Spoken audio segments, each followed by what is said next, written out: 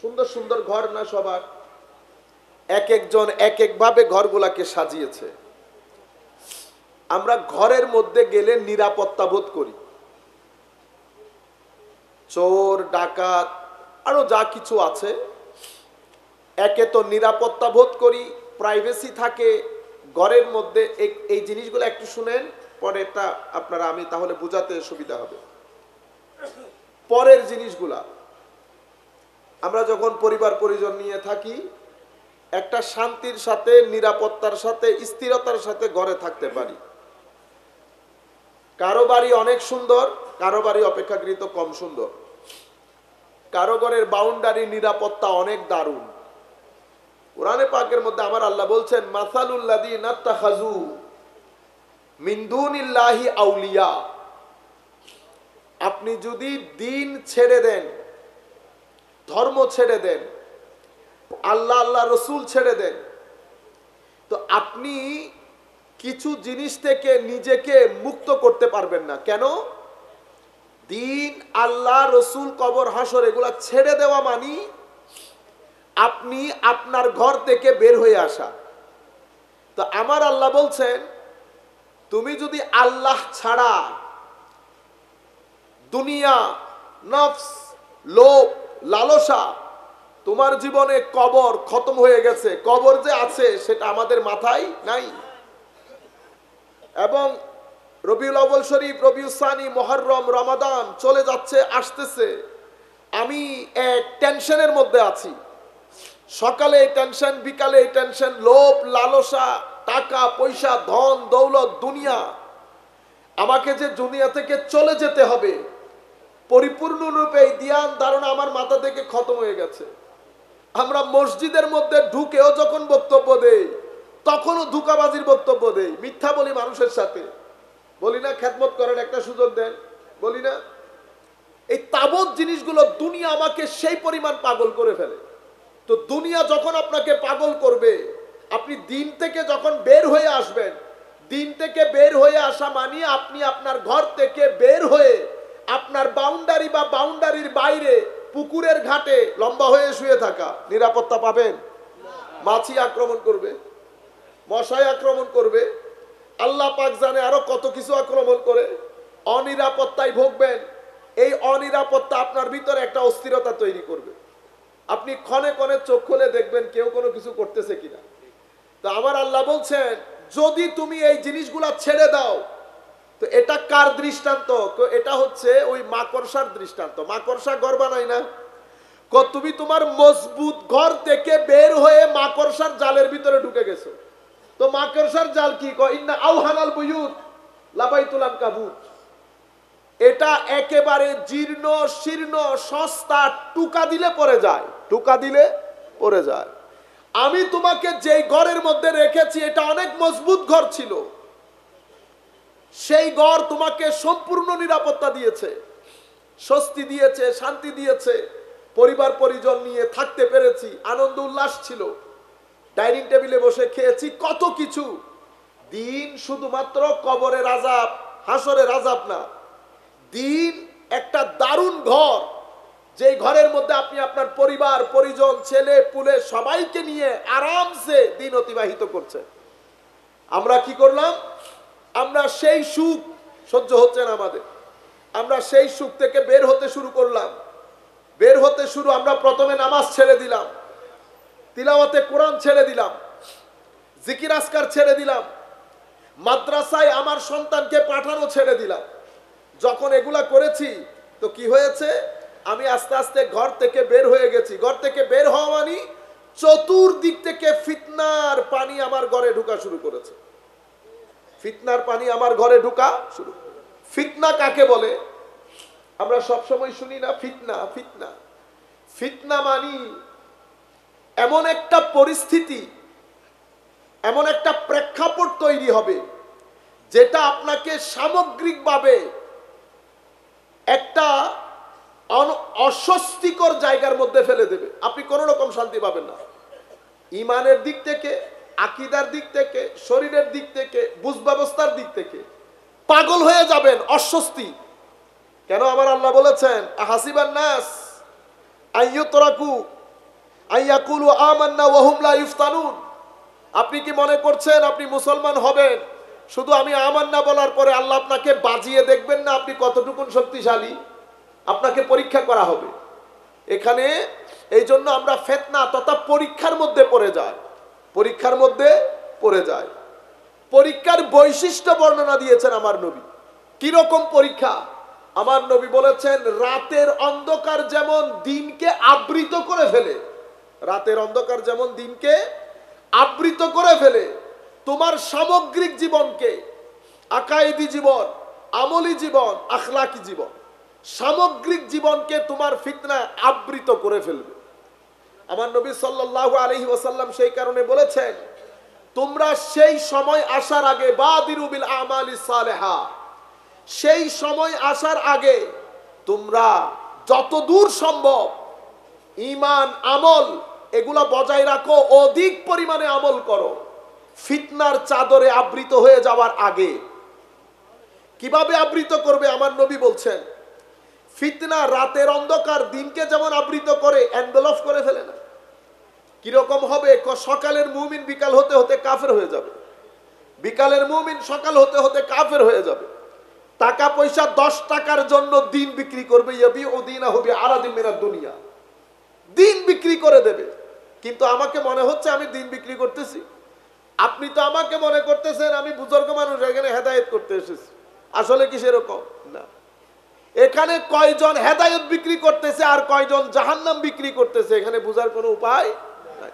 তবে আমার নবী সেটা বুঝার উপায় বের করে দিয়েছে, সিস্টেম বলে দিয়েছে। ফিতনা কিভাবে ঢুকবে?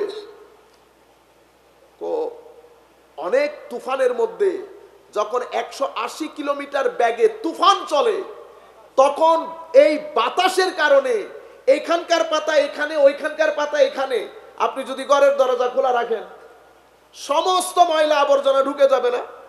ঠিক সেই আন্দাজে আমার নবী সাল্লাল্লাহু আলাইহি ওয়াসাল্লাম বলেছেন এটাকে বলে রিয়াহুস সাইফ। এই আন্দাজে ফিতনার বাতাস আমার ঘরের ভিতরে ঢুকবে। আমার নবী সাল্লাল্লাহু আলাইহি ওয়াসাল্লাম আর ইরশাদ করেছেন ফিতনাগুলো এমন হবে 2022 সনের ফিতনা যেটাকে আপনি অনেক বড় মনে করেছেন, 2023 সনের মুসিবতে 2022-কে আপনি ভুলে যাবেন। 2024-এ যেটা আসবে সেটা 23-কে ভুলিয়ে দেবে। সেই আন্দাজে ফিতনাগুলো আমাদের ঘরের মধ্যে ঢুকবে। শেষ পর্যন্ত আমার নবী বলছেন তামুজু কামাউজিল বাহার, সমুদ্রের উত্তাল ঢেউয়ের মতো ফিতনাগুলো আমাদের ঘরে ঘরে ঢুকে যাবে।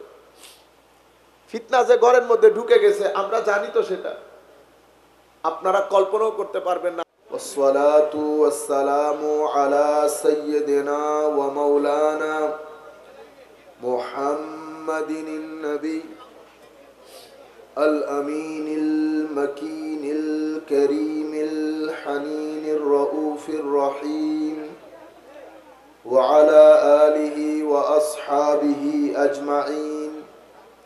أما بعد فقد قال الله تعالى عز وجل في القرآن الكريم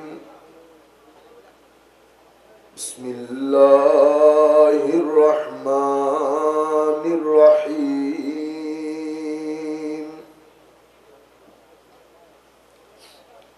إن الله وملائكته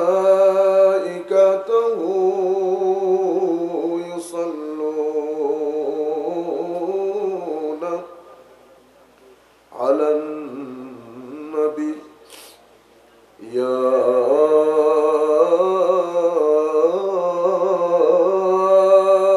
أيها الذين آمنوا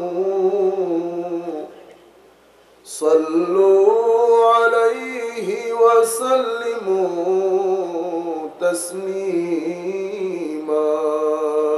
صلاة يا رسول الله عليكم سلام يا حبيب الله عليكم صلاة يا رسول الله عليكم سلام يا حبيب الله عليكم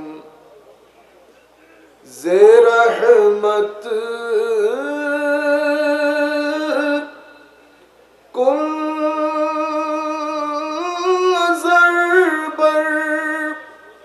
हाल ज़रम या रसूल अल्लाह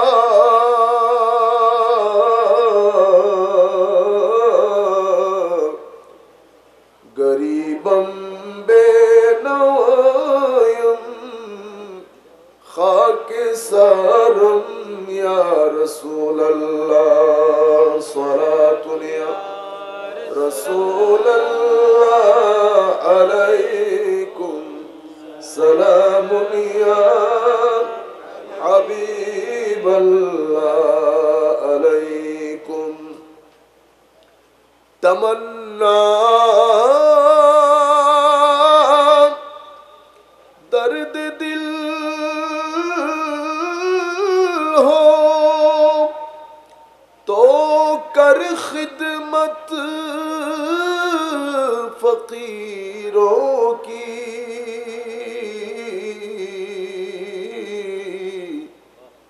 नहीं मिलता ये गौहर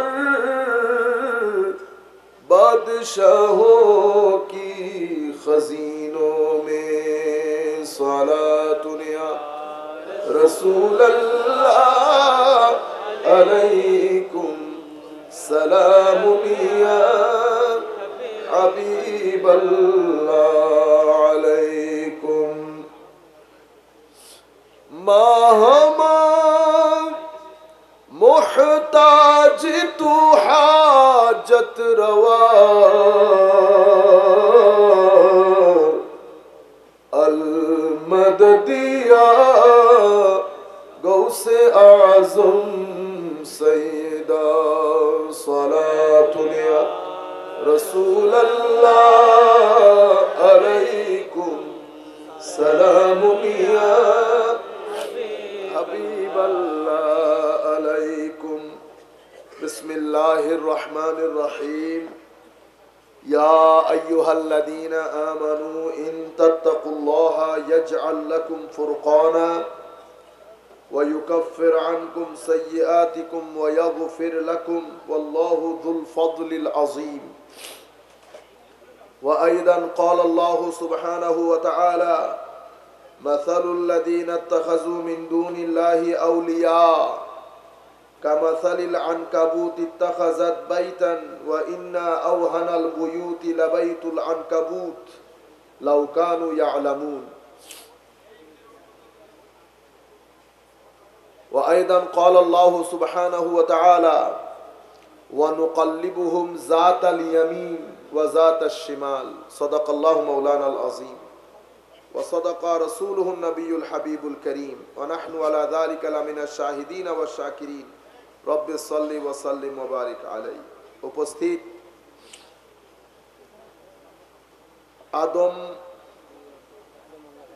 আদমল্লপাড়া ইসলামী সুন্নি ঐক্য পরিষদ সুবন্ধন রিপোর্টিয়ার ব্যবস্থাপনায় আয়োজিত আজকের এই বার্ষিক মিলাদ মাহফিলের সম্মানিত উদ্বোধক আল্লামা আব্দুল কাদের রিজভী সাহেব কিবলা মুদ্দাজিলুল আলী, সম্মানিত সভাপতি মাওলানা শহীদুল্লাহ বাহাদুর সাহেব এবং স্টেজ উপবিষ্ট সম্মানিত উলামায়ে কেরাম, সম্মানিত শ্রোতা মণ্ডলী, দূর দূরান্ত থেকে অনলাইনের মাধ্যমে যারা আমাদেরকে দেখছেন, আমরা সকলের প্রতি সশ্রদ্ধ সালাম রেখে আমাদের আজকের আলোচনা শুরু করছি। আসসালামু আলাইকুম ওয়া রাহমাতুল্লাহি তাআলা ওয়া বারাকাতুহু।